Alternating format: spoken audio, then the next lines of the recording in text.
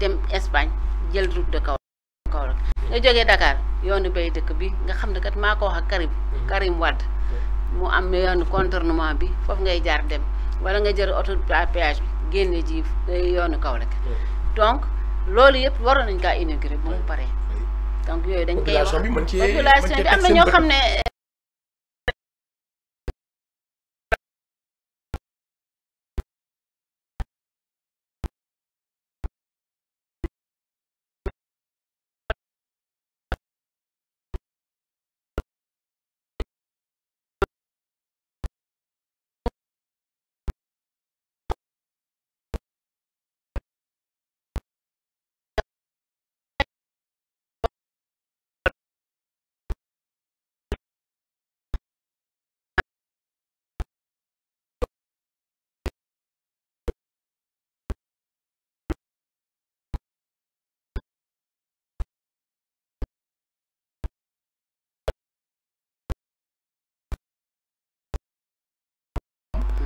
mën nga ñëwaat ci bis boobu. waaw comité électoral bis vraiment macha allah maa ngi ci sant yàlla di la ci gërëm yow mi itam li koy xaw a kii tuuti mooy temps ba keroog poussière ba mu àndaloon teewul sax kër ga fees na mais bu nekk doon poussière bi ñu waroon a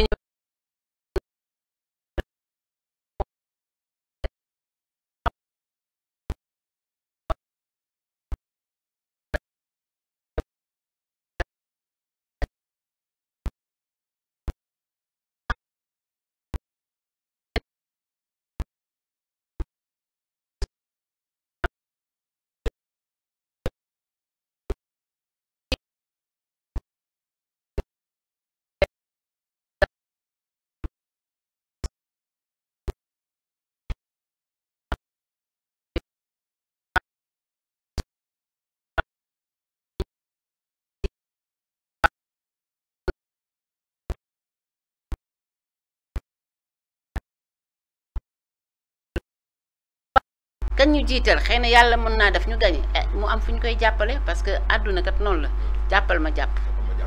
ok léegi importance su ñaari bureau de vote yooyu noonu. ci yéen seen calcul. ak ni mu xaw a important be trop. est-ce que ñaari bureau de vote yooyu nga xam keroog monsieur Camara mu ci insisté trop. waaw ñaari bureau de vote la ñu am.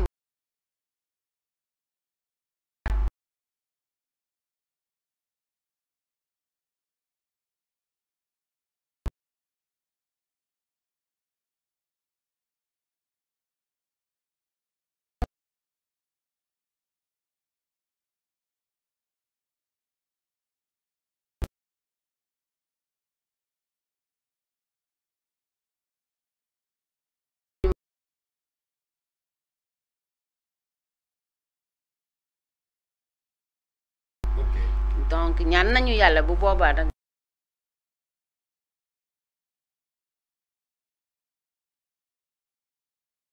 bële multime pot la ñu bëri dañuy jóge feneen ñooy inscrire parce que dafa vite ñooy inscrire foofu te mënoo xam ñan ak ñan la pour que accéder ci fichier bi problème la mais li ma metti mooy dafa am ay bureau yu vote yoo xam ne kenn xamul fu ñu ne dañ leen dugal biir Mbuur te loolu am na lu muy wund te c'est pas nii c'est le pouvoir moo ut ay yeneeni bureau de vote def bind fa ay nit ñu fay voté ji. est-ce que yéen tam def ngeen ay jéego ba xam ngeen bureau la ak le jour ji lan ngeen préparé.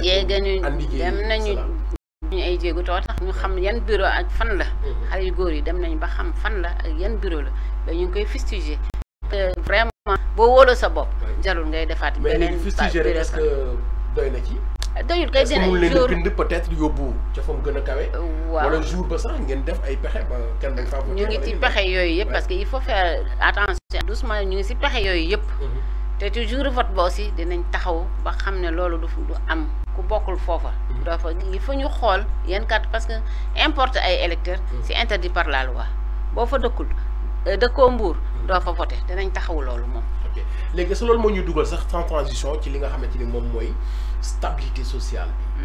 politique ak coow daanaka moo xaw a ànd. Mbour nag mën nañoo wax ni que ba léegi àggagul ci benn niveau. boo xamante ne nii bu am solo la ci wàllu violence ak yu ni mel ndax soo xoolee ñii bëggandoo ñëpp ñii ay mbokk lañ ñii ay cousin lañ wala xam nga. ci côté violence bi ak stabilité sociale bi ak naka nga ban message ngay indi. vraiment ci sama naataango politiciens yi pour que ñu mën a def seen politique te ànd ak coow wala violence. xaañu dal. ndaxte lii du dara. defar sa gox moo la tax a jóg.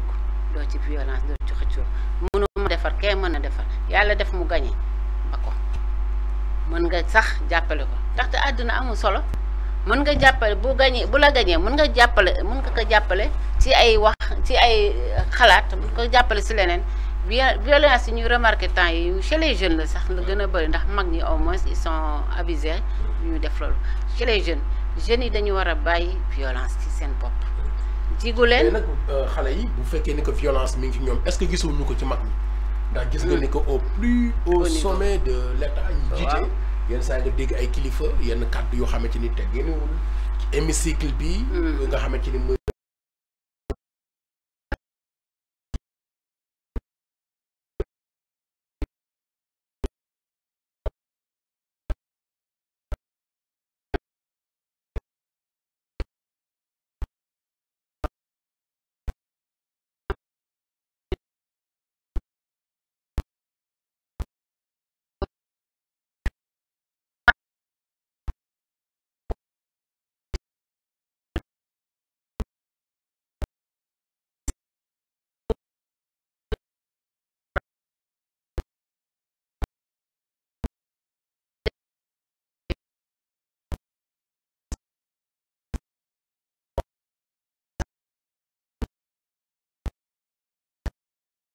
donc war nga ko sàmm danga ko war a sàmm te nit ku ne sax dafa war a sàmm boppam am dignité boppam ba nga xam ne kenn du la yeb kenn du la dugg ci ay caaxaan man loolu laa gëm éducation de base bi nag bokk si ndax si ñu éducation de base en tant que chrétienne loolu lañ ñuy éduquer mais chrétienne diine la mais yàlla diine musulmane la dañ lay yóbbu dara éduquer la yow boo jógee ay éducation boobu doo màgg mukk di def yenn ki amul benn éducation moo def yenn yi du seet ne man mii kat kilifa laa waruma def lii waruma wax lii waruma tooge nii waruma def nii waruma def naa ñoom day seet ak fuggam fàtte ne moom kat autorité la personnalité la te loolu ñu war a rectifier bu baax.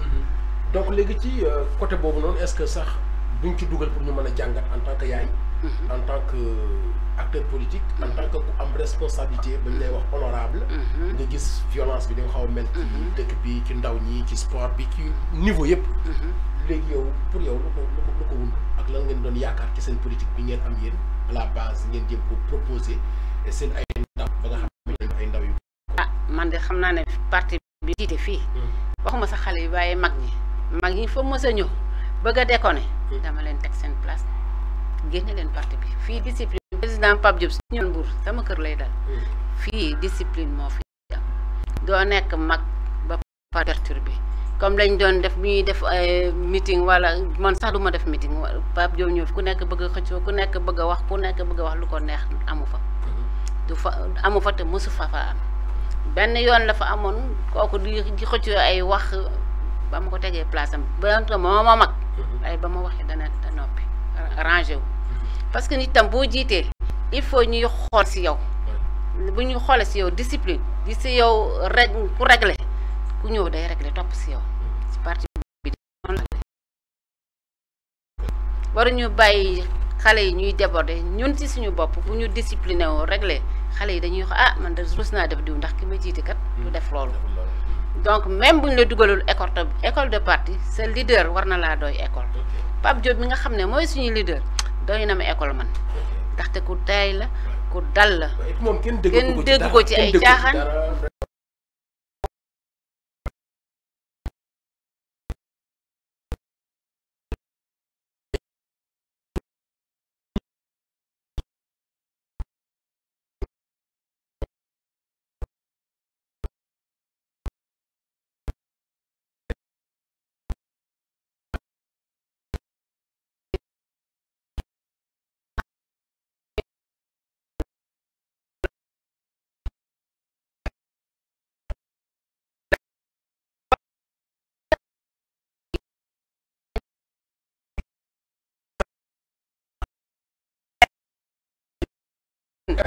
duñu politiquer xaalis malheureusement dëgg parce que politiquer xaalis bu doon loolu rek Abdoulaye Wade du wàcc ba mu moo fi dàq may sur terre bëggul ku torox bëggul ku sonn tabe waaye wàcc na xaalis la gëmoon ne su ma joxee xaalis dina ku fi toog itam joxe woon na maletu xaalis dafa joxe xaalis bi di joxe xaalis ba des tuuti mu dem deuxième tour joxe di coow te taxuloon mu gañ du dëgg kon nag politique ko xaalis dañ ko war a sax bannir tubaab yi man damay dem foofa damay dem Europe mais mosuma dégg gis ñuy yore ay politique ko xaalis non ay conviction ay débat la ñuy def fa la ñuy gagné mais du ñu gagné ay xaalis. kon jamono ji yéen a ngi ci proximité yi.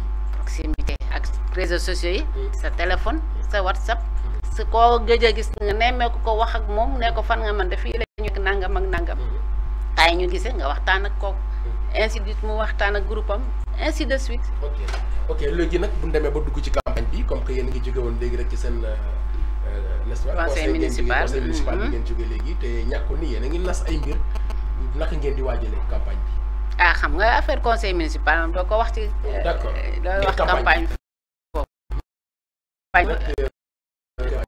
ngeen coalition ànd liggéey. liggéey bi ma la wax rek.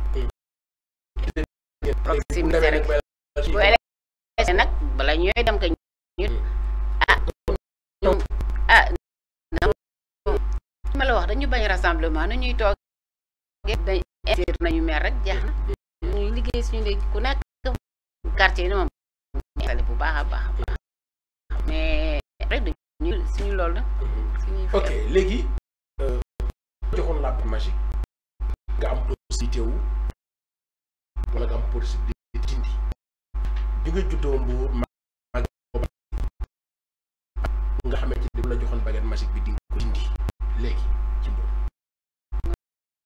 dafa koy dina bëri ak la ma fay yokk xam nga wax naa la tëri yi ndax xam na suñu maam yi bu ñu yeewoon fekk Mbour fu mu ne ba léegi dañu naan déedéet defoon naa ne weesu nañu fii bon yokk nañu dispensaire yi quand même benn dispensaire donc la ñu amoon te def nañu léegi hôpital muy ci kan muy gën niveau 3 en plus donc am na yu bëri lu ñu ci yokk xanaa kay li ci manqué rek mooy tëli yi rek amul leneen lu fi parce que li ñu war a am nag Mbour moom vraiment tur bi rek nga xaw ma Mbour bi dayoo bi daa ëpp tur bi. mais est-ce que on a presque tout ba léegi exploité nañ cette diversité culturelle.